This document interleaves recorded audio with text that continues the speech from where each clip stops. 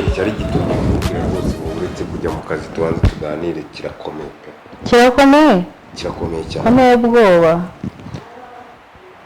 Nta bwoba giteye. Bambwira. Nyine urumva. Kuriya mukuru wawe ni murumuna wawe nako ari hano. Hagiye anganiriza ikibazo. Nasi nigeze muza kukuganiriza mugabo mwiza. Ikibazo ngo mfite n'ibindi bibazo utamenya rero. Nasi nageze ngo kuganirize. Baraza kwambira muraho ugatagenda. Ase ubundi muganira iki? Hano muri saro agahitagenda. Nasi uvugira ngo aza he? Mu cyumba yazari gura no muryango. Akaba bikigiye ko. Hano mwiza se n'ubi. Murumuna wanjye aze gusange mu cyumba cyawe ngo aje kukuganiriza. Kandi sheri ikindi wibuke nyine ko ukunda kumbwira ko nananiwe.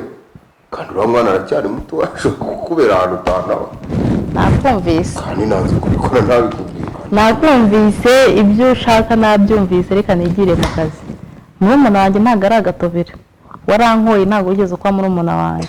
Warankoye kuva nawe. None si ibyo ngibyo ndabikubwiye. None bigushaka iki? Uri gushaka iki? Ntago ntago mubwiye ngo byara. Urashanga agira ute? Nganiriza gusirunga. Kuganiriza mu cyomba. None.